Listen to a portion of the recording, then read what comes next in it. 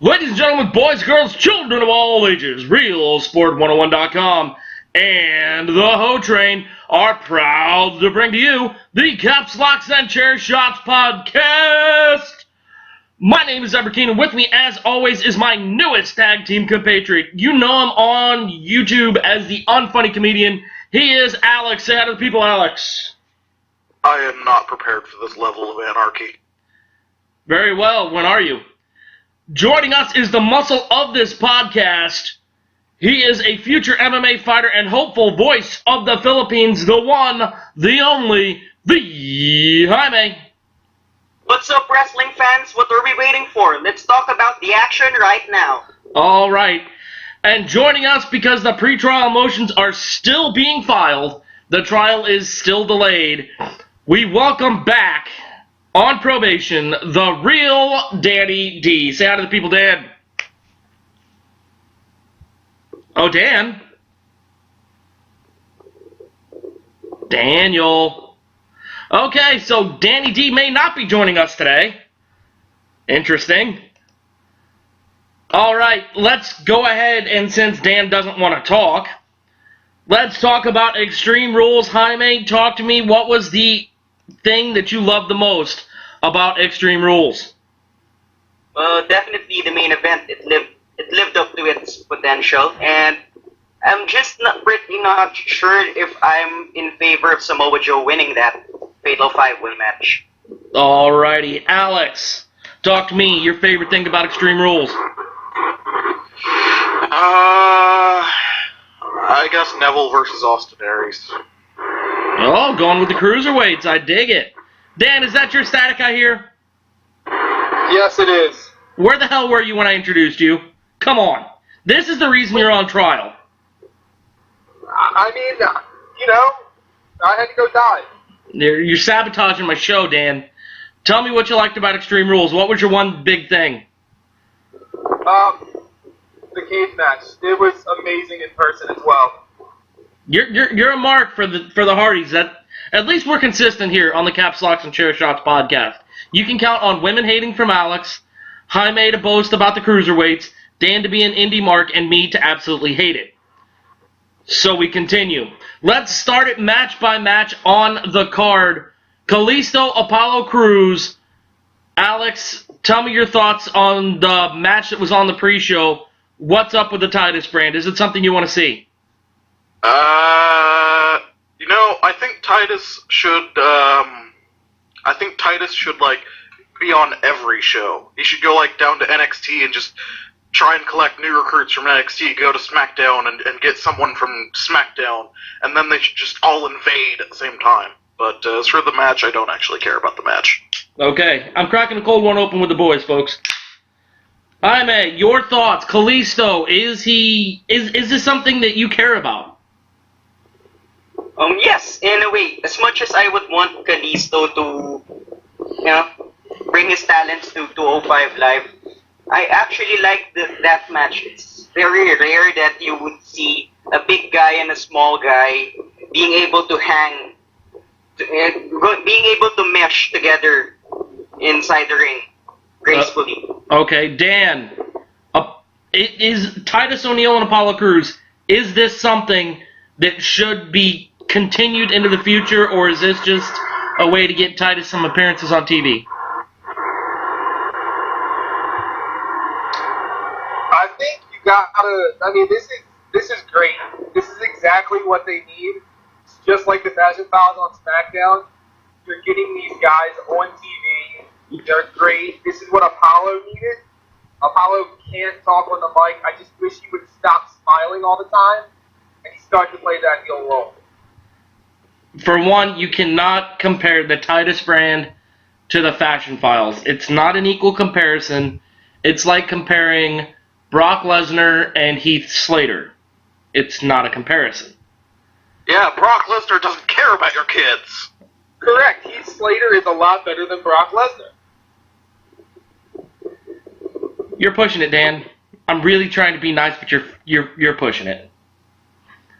Moving on, The Miz defeated Dean Ambrose to become Intercontinental Champion in a match that made absolutely no sense on a pay-per-view called Extreme Rules. Jaime, tell me.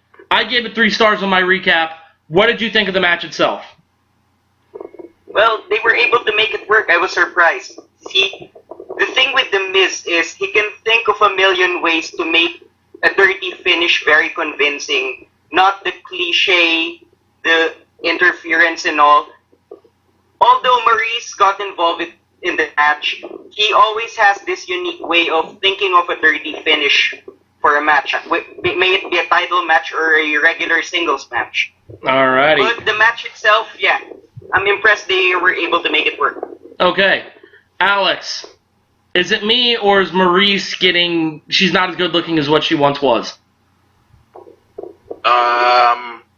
I'm gonna have to go, accept your superior judgment on that one.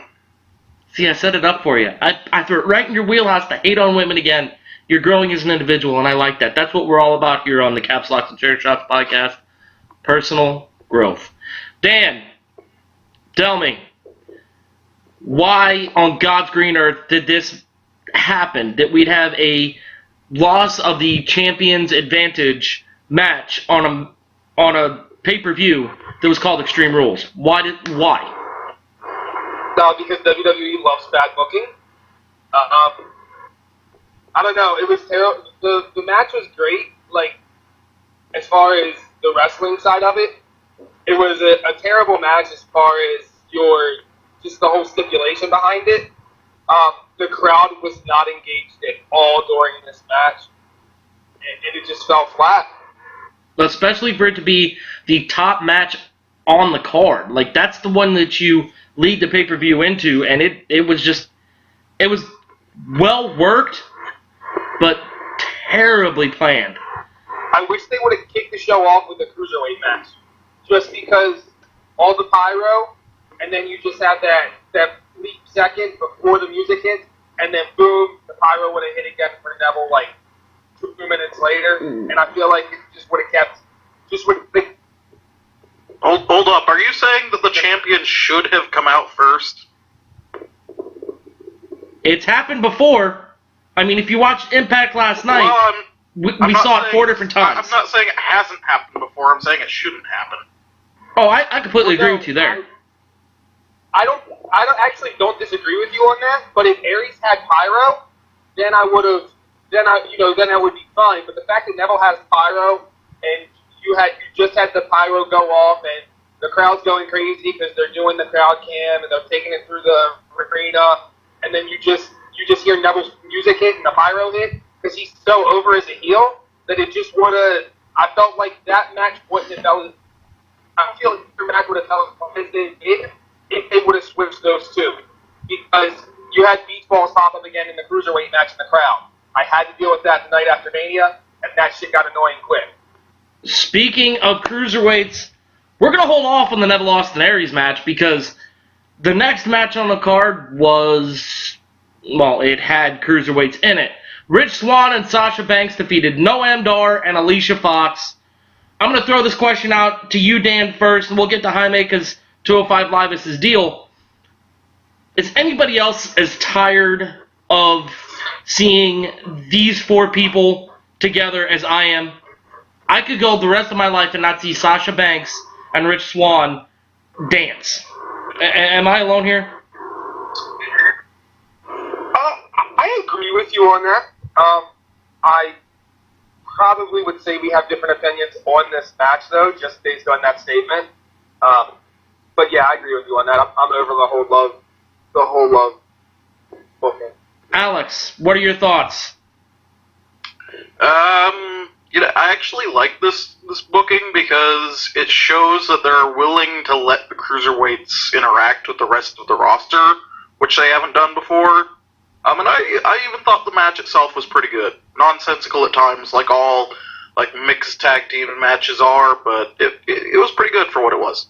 Okay, Jaime, talk to me. 205 Live's your deal. Where do we go from here with Noam Dar and Rich Swann? You know me, I'm the optimist for the cruiserweight division, but this match, this booking, this rivalry, it's got to end. To be honest, their match at Extreme Rules, the mixed tag match, I cared more about Sasha Banks showing her dance moves rather than the entire tag match itself. Yeah, you know what? I kind of agree with you on that. As much as I hated seeing them two dance, it was probably the highlight of the thing. Did Alicia Fox do her moonsault? Did we get to see that? No? Can't seem to remember. Yeah, and that's how I kind of fell sleepy in that part. that's how forgettable that match was. We were looking forward to seeing one move, and we don't even remember if we saw it. Now, that may have been forgettable, but something that will be unforgettable is the kendo stick on a pole match. Terrible doesn't begin to describe this, Alex. Take me through this Vince Russo-esque booking. What did you...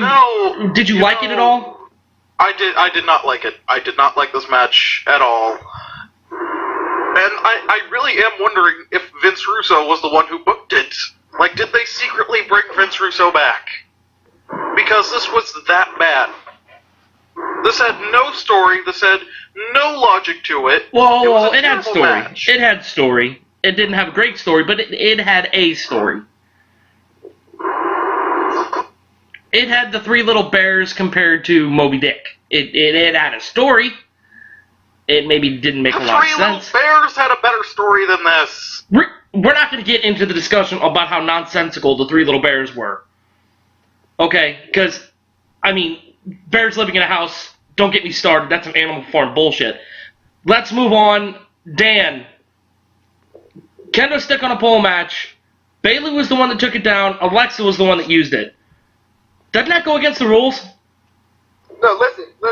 This is a serious question. Like, what are they doing with Bayley? Like, did they just let Taker bury her? Like, did they bring Taker? Dan? Like, what are they doing with her? What do you mean let Taker bury her? What are you talking about? Like, they just put her in a squash match with Alexa Bliss on a pay-per-view. Like, you're not building up this. You're not building up, probably your biggest drawing merch female superstar because of the girls, the young female audience. Like, you just buried her by putting her in a squash match. Like, she had to win that match in Extreme Rules. Do you guys not agree? Well, to be fair, they've done the same thing with, you take the boobs off of her and give her a crap ton more charisma and talent, you get John Cena. You can draw parallels between their career. Cena's been buried on pay-per-views before.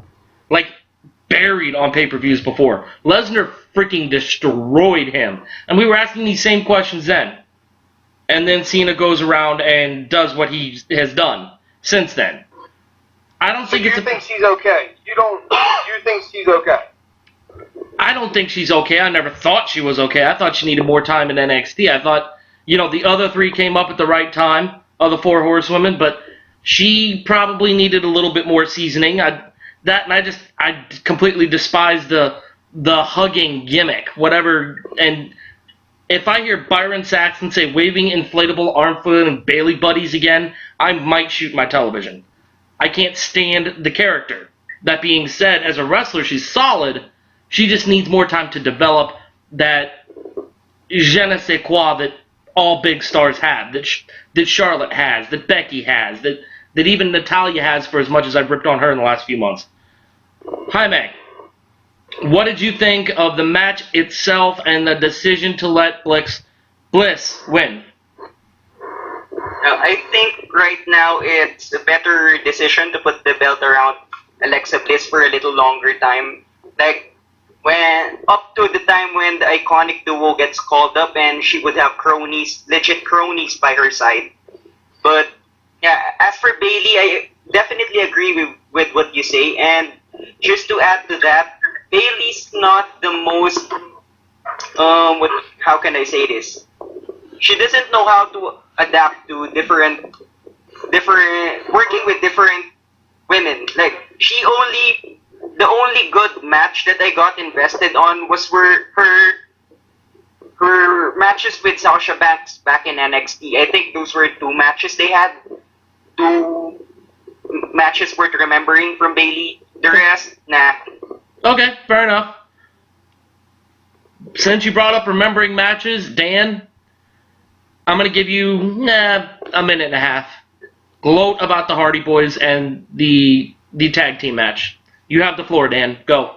Oh my God, that was the best match on the card. It had nothing to do with even the Hardys, just the Hardys. I mean, what Sheamus and Cesaro did in that match themselves is ridiculous. One thing I did notice live, I don't know how it came across on the screen. I haven't been able to watch Extreme Rules back yet. But the Hardys do need to work out kinks with some of these other stars. You've seen it on Raw with The Miz. There's not smooth transitions with them right now, and it's coming across bad. But that match in general, like, you take the bad out of it, I mean, you got to give that at least 4.5 to 5. I'm not sure what you gave it. I think you gave it 4.5 on your review, didn't you? Yes, I did. But you're wrong. You're wrong. And let me tell you why. The Hardy Boys are, and I'm going to sound a lot like Sheamus and Cesaro, they're a nostalgia act that people fell in love with because they were stars when they were young. The Hardy Boys need to be split up. They need to push Jeff, let Matt slip into senility or insanity, whichever you prefer, and just go away. Let Jeff go push for maybe the Intercontinental, perhaps even the Universal title, I don't know. Let him have a match with Finn so the internet can explode. And then let him go away. So are you saying the Hardys need to fade away and classify themselves as obsolete? I'm saying my finger is a quarter of an inch above the delete button on both of them. Never to return, empty the recycle bin, done. I'm done with the Hardys. I was done with the Hardys in 2009. What? We've now been sued by Anthem Entertainment. Why? Because I mentioned a key on a keyboard? I mean, if they're going to sue me for saying the word delete, they're going to have to sue every computer maker in the history of computer making for having the delete button. Just saying, Anthem, you're maybe taking this a little too far. Okay, Jaime, the tag team title match, where do they go from here with Sheamus and Cesaro? They are now officially the Bar, now that they have the titles. Where do they go from here? Well, I see a title reign not unless the revival turn face and put on a classic with them. I hope they do, but right now put it on their waists a little longer because I don't think anybody could challenge them at the moment without the revival with Dash Wilder still on the sidelines. Okay. They're dropping the belts to the Hardys soon. You think it's going to be that quick? I do. I think it's going to be quick because I think they want to split up Sheamus and Cesaro as soon as the Revival are able to come back. I think that would be the best thing for them to do. You see, is to actually have them split up and maybe actually give Sheamus a push, a legit heel push, and Cesaro can easily just go back to being babyface Cesaro and actually give him a legit push this time. He's more than just a tag team wrestler. Fantasy booking, my friend. That's fantasy booking. I did hear an interesting piece. It's a rumor. It's very much a rumor that Paul Ellering is going to bring up the Authors of Pain to the main roster the night after SummerSlam, and they're going to take out Sheamus and Cesaro. Those guys are way too fucking green. Yeah, you talked about Bailey needing more time down there. They need like fucking 5 more years. Whoa. Let's watch the F-bombs, guys. This is a family program. We are PG now. But, yeah, I completely agree with you guys. I'm just saying, read the rumor. Just throwing it out there. Speaking of throwing things out there that probably should have gone a different way, Neville defeated Austin Aries by submission to retain the Cruiserweight Championship. Is anybody else, and let's start with Dan, as pissed off as I am that Austin Aries lost again? Yeah, it's and he lost clean. Yeah. Like, he lost clean. Like, that can't happen. Your heel champ can't keep winning. Like, at Mania, he won not clean. Like, it's bad. Like, I feel bad for A-Double. I feel bad for A-Double, the fact that he went from being a headliner at Slammiversary to being on the pre-show at WrestleMania. We're going to get into that later on in the show. Alex, Neville, Austin Aries, what'd you think of the match? I gave it 3 stars. Am I wrong? I'd give it like 4, maybe 4.25. You thought it was that good? You thought it was that good? Yeah, it was a pretty good match in my opinion. The crowd killed it. The crowd definitely did kill it. But just the match itself was really pretty good. As far as Austin Aries losing, like, I've read that he's going on break. He's taking a break. So they definitely wouldn't want to give him the title because of that. Right, but what do they do with him when he comes back? He's lost definitively. Put him in, like, the U.S. title picture or something. He's such a good heel, though. I wonder if he's just going to come back heel. Like, I wonder if they're going to put that belt on a babyface in the 205 division, like if they give it to a Mustafa Ali or maybe even a Jack Gallagher, like, and then Austin Aries comes back and just turns heel because he has such good mic work as a heel. I mean, it even came through some in this babyface run. So I wonder if that's the plan. He's taking like a month or 2 off and come back and win the belt as a heel. We're gonna put a pin in that because I have a genius idea that kind of ties in everything we've talked to about the last couple of months. I'm going to get Jaime's take on this, 205 Lives' deal. Jaime, is Neville the most dominant champion in the WWE right now? Lesnar doesn't count because we don't see him. I definitely agree because now that he's done with Austin Aries and he did the same with TJP in 205 Live this week, you know, he's pretty much disposed of all his competition on all his levels. So, yes, is anybody on the Neville level right now? I hate that alliteration. I really hate the Neville level. That is so stupid. Whoever coined that phrase needs to be shot in the face. But no, nobody is. Now, I said I wanted to put a pin in something before I talked to Jaime, and this is what it was. Aries is going away. AJ, more or less, doesn't have a feud going on right now. He's got a rivalry kind of thing, which has given us some fantastic matches between him and Dolph Ziggler. Bobby Roode is probably going to drop the NXT Championship to Hideo Itami. I'm not going to draw any parallels, but with Kurt Angle maybe on the outs as Raw General Manager, Triple H kind of going back and forth. Will we see maybe a big impact, wink wink, made by some former TNA guys? Dan, you see it happening? That would be very interesting to see. You know, that's like some indie thinking right there, if I have to say so myself, Ed. That is, I would love to see that. I would love to see like two huge factions collide like that. And like a Survivor Series or something like that. That would be awesome.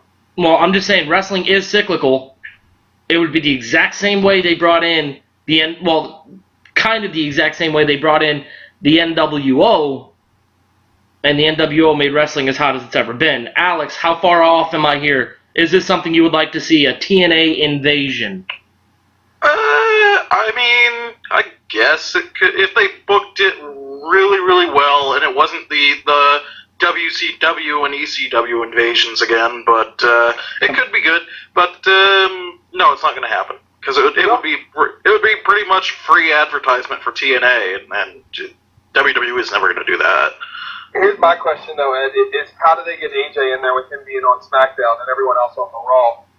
They don't need to explain it. They legit don't need to explain it. They just need to have AJ just... How would they get Bobby Roode up from NXT? It'd just be Kurt Angle sitting in his office, and comes A-Double. Be like, yeah, Cruiserweight sucked. Angle goes, you need to get some friends, man, because you can't be sitting here talking to me. He goes, yeah, put me in a match tonight because I got some friends. He gets in a match night, and all of a sudden you see Bobby Roode walk down through the crowd. He gets involved. And then you see AJ's music hit at the end of the match. And all three of them cheers. Out comes Angle. What's going on? AJ goes, what do you mean what's going on? You planned this. Now we got four of them together. Not to mention, this could be led up perfectly with some comedy. You could have Crazy Steve, who is a free agent apparently. He didn't sign his contract with the WWE from what I've been told. He could come out and be crazy and be like, oh, it's going to happen. Armageddon's going to happen. It's going to happen. The worlds are going to collide. Everybody just assume, hey, it's somebody being a nutball. A la what Midian did with corporate ministry. And then, before you know it, Crazy Steve's predictions come true. And now we have 4, maybe 5 TNA guys just running roughshod. They appear on both shows. They even appear in NXT. Hell, they appear in 205 Live and just do whatever they want. Come out in the middle of a match, unannounced, and just destroy both guys in the ring. Just to prove, hey, we're here, we can do it. That is the most insane fantasy booking horse crap I've ever heard. Absolutely. You're 100% right. That is crazy. But you look, and Jaime, I'm sorry, I'm kind of not getting to you right now, but I'm going to go off on a little tangent here. You look at what's going on. You look, professional wrestling right now is dying. It's dying. It can't be ignored. Ratings for the two big companies are becoming less and less on a weekly basis. What's the one thing that will never, ever happen that would boost ratings, get a lot of crossover appeal from both companies, and maybe bring some fans back? And that's an invasion kind of thing. Maybe even a cross-promotion pay-per-view. It won't work on thousands of reasons. The booking would never make sense. The revenue share would never make sense. The talent share would never make sense. But it's the one thing that could save wrestling. And it's not going to happen. You're implying that people care about TNA, though. You would be surprised how many people give a damn about TNA. We're not the only podcast that covers the Tennessee-based Jeff Jarrett ran place. And we'll get to Jeff Jarrett in a second. People care about TNA in the same way that they care about Sharknado.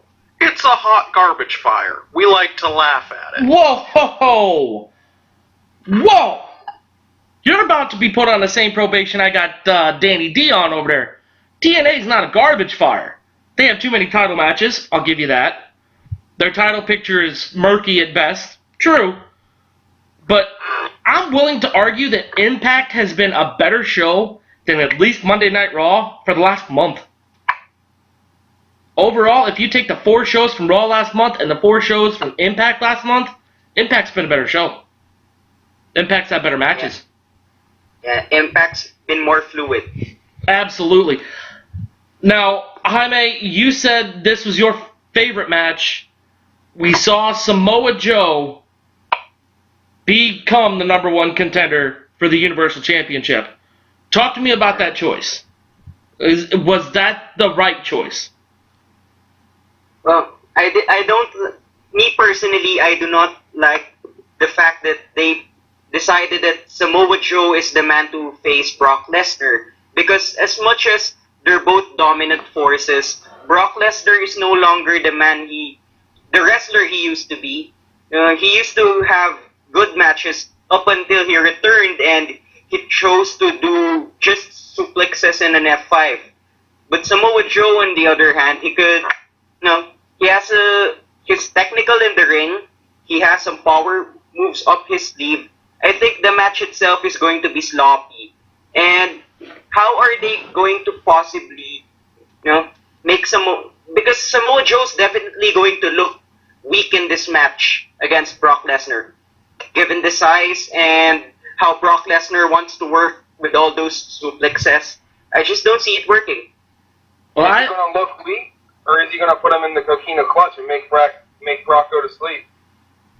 What if they're taking the title off Brock here?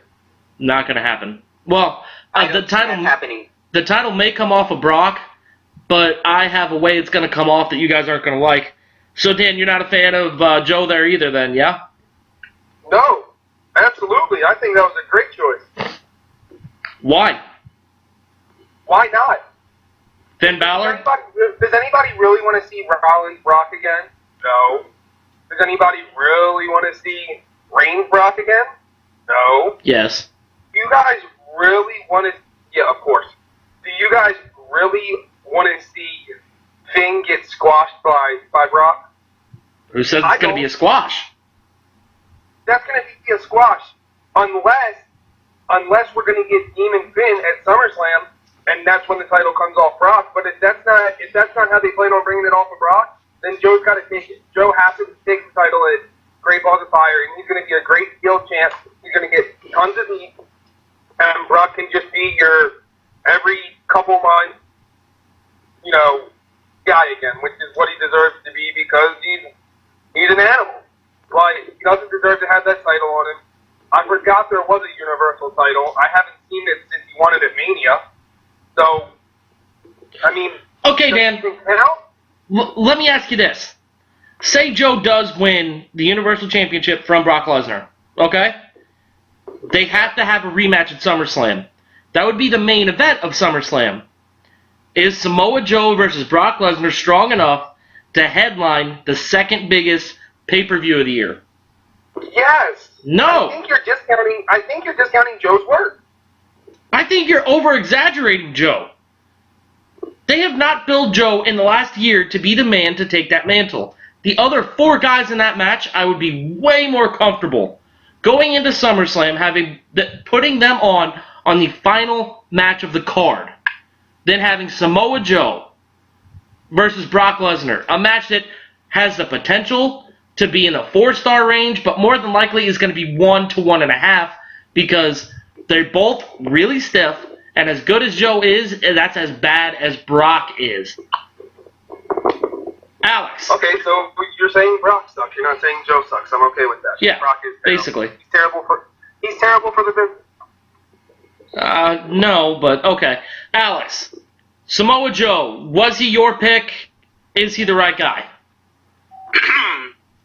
He wouldn't have been my pick, but I'm happy with it. And here's the thing. Brock is going to keep the title. We all know this. It's a fact. The plan right now is to have Brock keep the title all the way to WrestleMania, and Roman Reigns will beat him at WrestleMania, and Roman Reigns will have his big crowning achievement, and he'll be the big baby face, and blah, blah, blah, blah, blah, blah.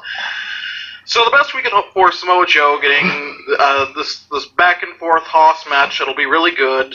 So that's the best possible outcome. So let's hope for that. And Roman wins Rewrite.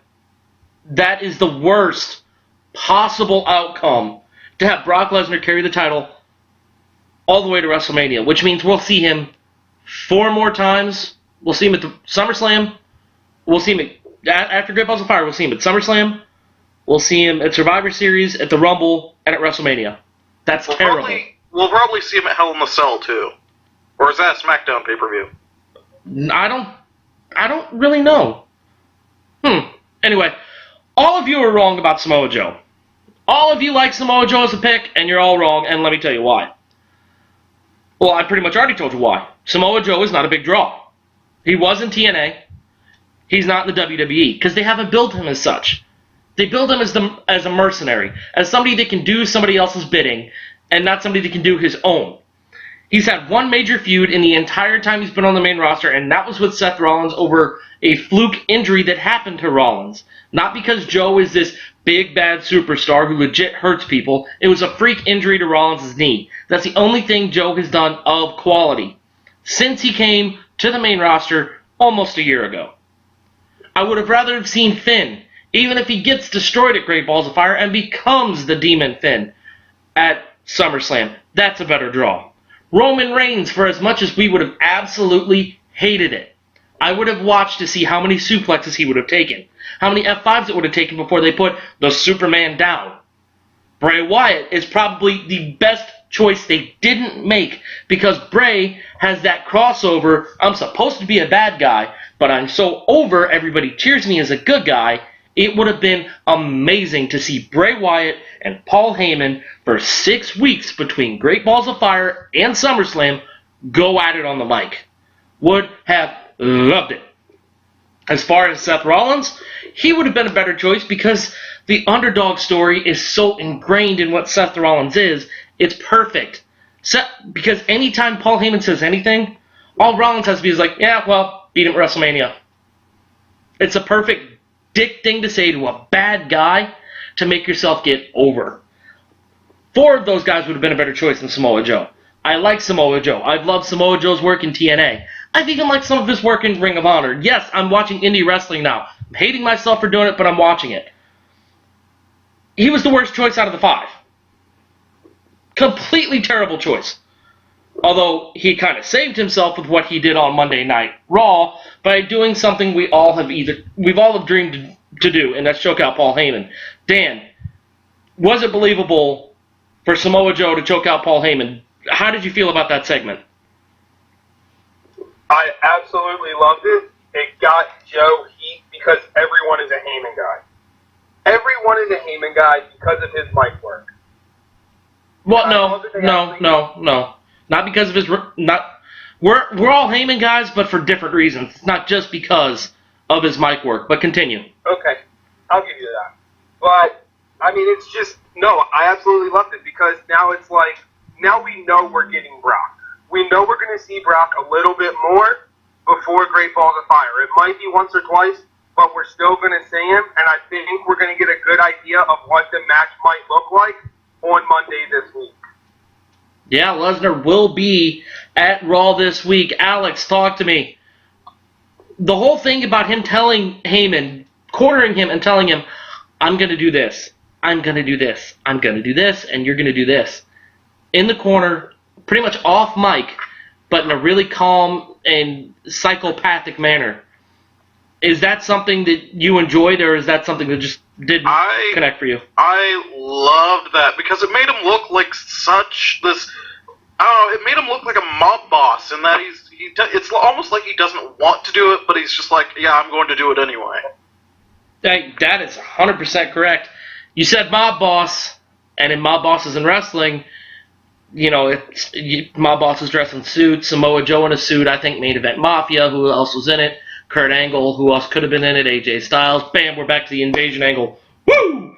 All right, Jaime, tell me, Samoa Joe, Paul Heyman, does Joe have enough on the mic to keep up with Heyman to make this work for 6 weeks? Or for 8 weeks, really, until SummerSlam?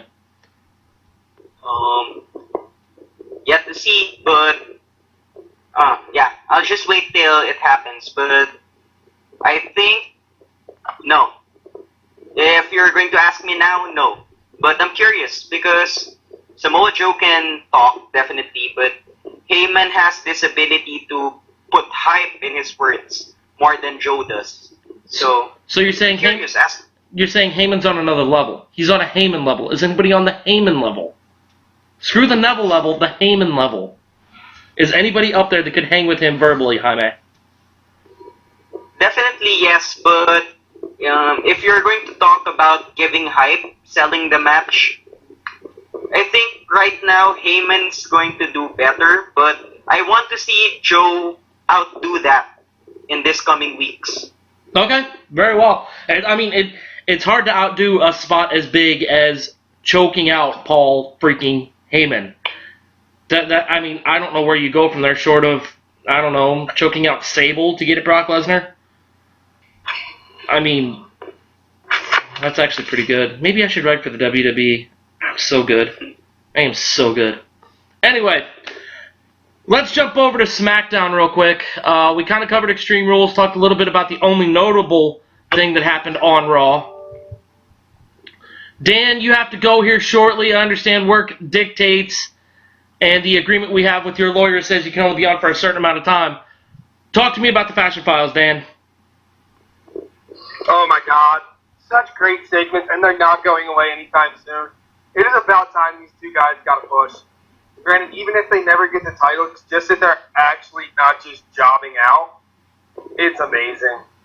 Do they deserve the titles, yes or no? Yes. No, you're wrong. You're 100% wrong. They don't deserve it. There are 5 more tag teams that deserve it more than the Fashion Police, than Breezango. Rebuttal? Name them. Oh. Name the other 5. I'm not on trial here, all right? I'm not the one that's got to do this. I'm just saying they're not You're there. telling me there's 5 other tag teams that deserve them. I'm asking which 5. Me and my son deserve them more, I think. You know, Breezango is a comedy act. What comedy act has ever been over as a tag team? The Fashion Police. That's why they deserve. The New Day were a comedy act. The New Day were a comedy act until the bell rang. They didn't dress in costumes and have a costume change during a match. They didn't do that. That takes talent. That is a true superstar. It makes a mockery of wrestling.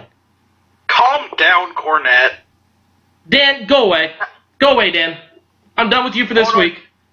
One more thing that I have to tell you guys, because I know you guys are getting ready to jump into TNA.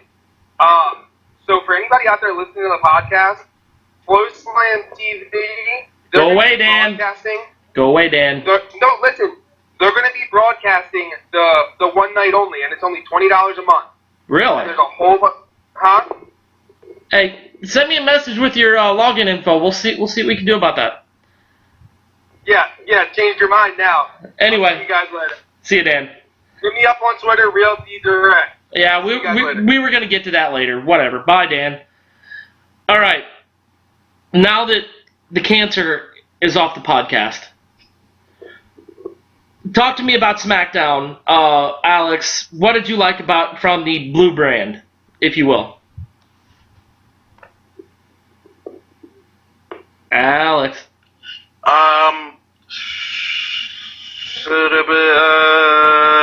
Nakamura versus Owens. Okay, yeah, that was. I figured somebody would pick that. What did you think about Lana? Should she be in the ladder match? Should she be in the title match for the women's championship? Lana should not be wrestling. Hey, that's unfair. We haven't seen her wrestle. She might be good. From all accounts, from people who have been to NXT live shows recently, no, she is not. If she wrestles half as good as she looks, we'll be all right. Jaime, Lana, yay or nay? Title, ladder, nothing. What do you got? Title, but not now. Ladder, I don't think. Although she's training, I don't think she's ready for it. Okay. But you have Carmella in there, so a good maybe point. Putting Lana there would make sense. Absolutely. Should this ladder match even be taking place? Jaime? This Money in the Bank for the women's title. Yes. If they could create a good story out of the winner and out of the title picture, maybe yes. If they could create a good story out of the winner. Okay, now, Alex, I was giving this some thought. Is there a chance Lana gets lucky, rolls up Naomi real quick, and then the winner of the ladder match cashes in on Lana, and we don't have to worry about Charlotte holding the briefcase for 6 months? Is it feasible? I guess. I mean, they basically did the same thing with Dean Ambrose last year, so it's possible. But well, you can only do so many things with a briefcase before you. I mean, there's been 16 winners of the briefcase in 17 matches. Something like that.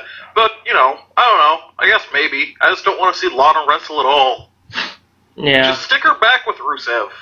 No, that was god awful. It really was. I forgot what I was going to say. Well, that happens.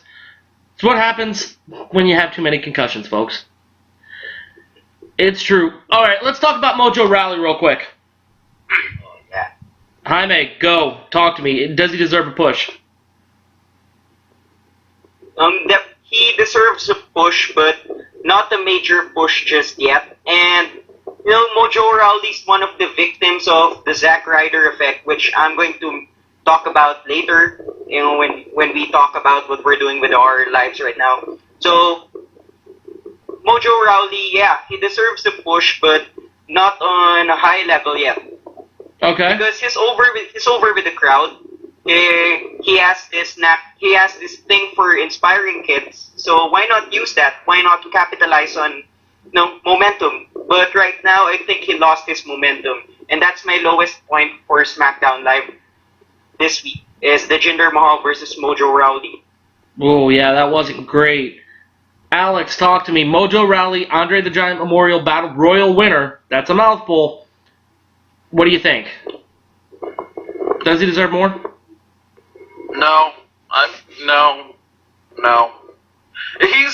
He's so annoying. I just don't want him on my TV. Is it because he's friends with Gronk and you're not a Patriots fan? Is that what it is? I'm not an American football fan as a whole, so there's that, but he's so annoying.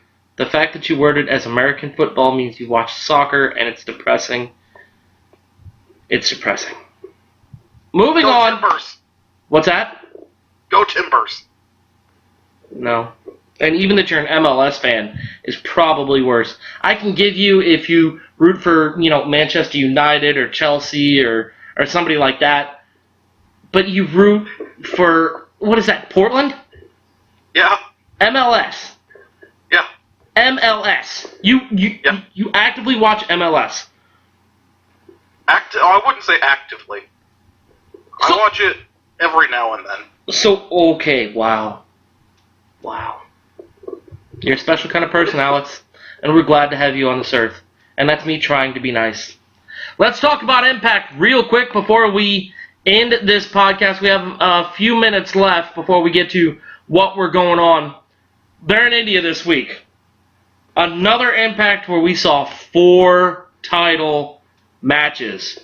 Low-Key got his face busted open. Jaime, Low-Key, and Sanjay Dutt next week.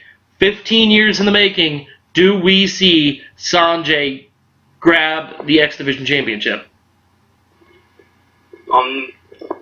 Not in the first try, maybe. Since they're not in India, so there's nothing behind Sanjay Dutt except the history. But maybe not in the first try. I do believe that taping, they've already taped that match in India, actually. Yeah, they've already taped it in India. And I can tell you what the result is if you'd like. No. This is a spoiler-free show. I don't want it to spoil for me because I got to do the recap on it, and when I know what's going to happen, it kills me. My question to you, Alex, are you tired of seeing Brother Love on your television screen? You're tired of Mojo Raleigh. What about Brother Love? I'm actually more okay with, what's his actual name? Bruce Pritchard. Yeah, Brother Love. Bruce Pritchard, that's it.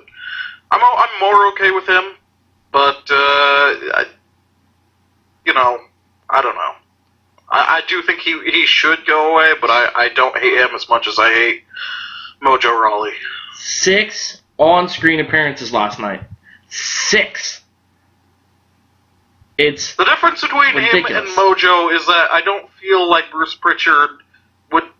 Like, I would rather have to be around Bruce Pritchard because I don't feel like he would be this douchey dude bro. I don't care if he's a douchey dude, bro. He's a douche. He's not even the bag that the douche comes in. He's the entire cardboard packaging and everything inside of it that you buy the douche from your local pharmacy. He's the all-encompassing package. I can't stand the decisions he makes, even though I know it's all storyline and blah, blah, blah. I still like to live in kayfabe every now and again. I don't like him. I don't like him when he opens his mouth. I don't like the stuff he's done in the past. I don't like the stuff he's doing in the present. I don't like his plans for the future. I don't like Bruce Pritchard. As a person, I'm sure he's a great human being. And I've listened to his podcast a few times. Excellent stories. Dude's a legend in wrestling. His character on TNA can go blow a goat. Not a fan. Why would you wish that upon the goat? That poor goat.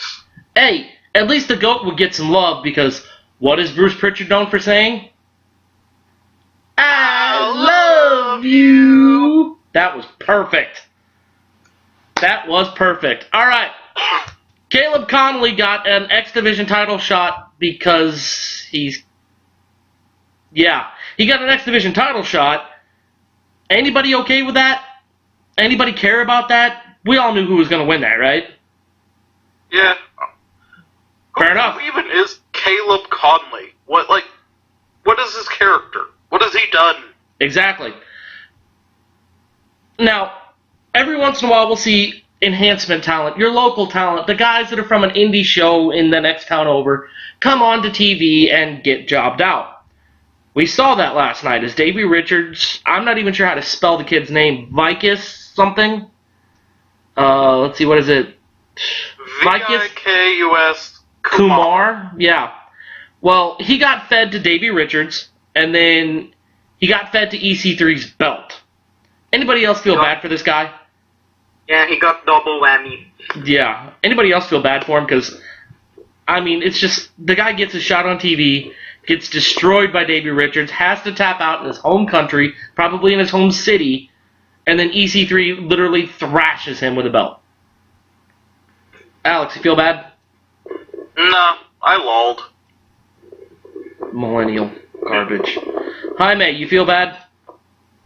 Yeah, because it's his hometown, and this guy might be an up-and-comer in his country, in India, but, no, in US TV, he dropped.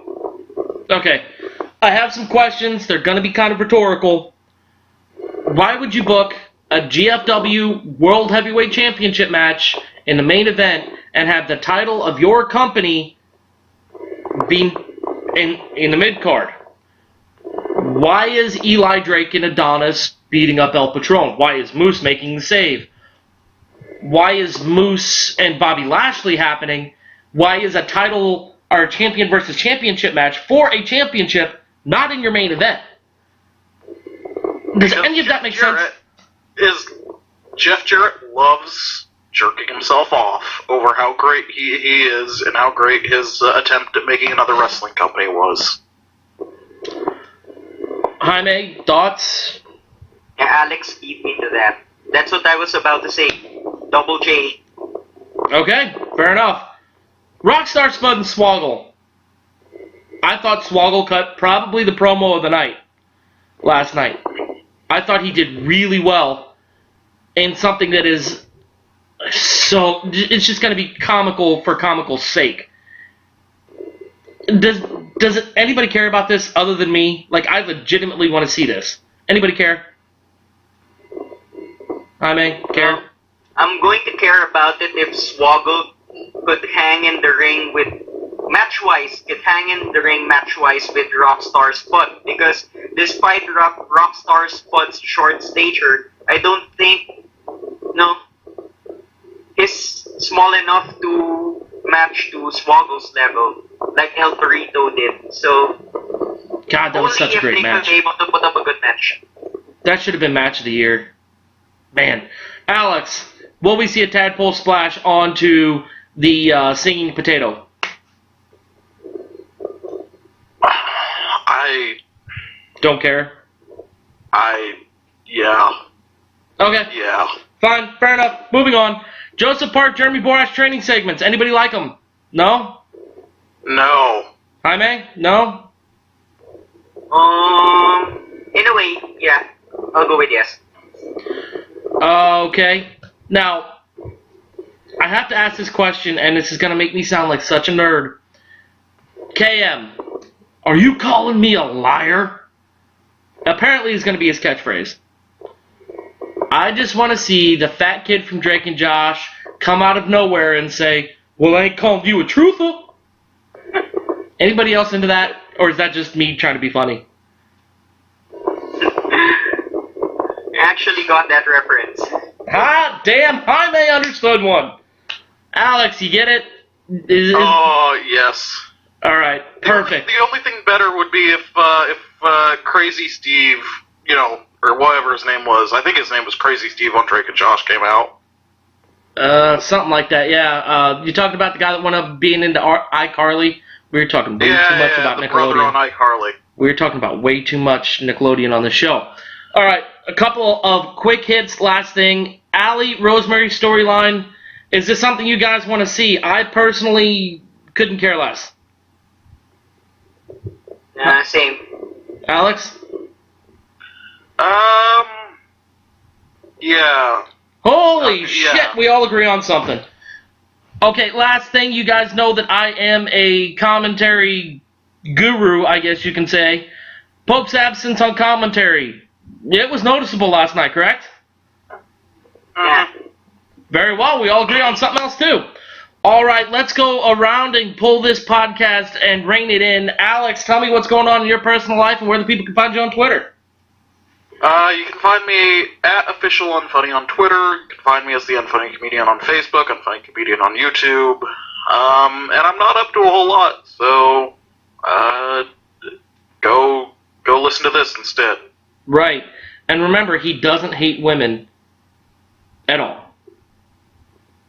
I hate women equally to men. Okay. So there's no... He believes in equality is what we're going to say on this. I'm trying to be nicer. I'm trying not to pick on people as much. So, you're into equality. Is that what we're going to go with, Alex? I hate everyone equally. Equality it is. Jaime, what are you working on this week for RealSport101.com, and where can the people find you? Okay, so I have an article coming called The Zack Ryder Effect. So basically, the Zack Ryder Effect is... It started when Zack Ryder won the US title from Dolph Ziggler back in 2011, if I'm not mistaken.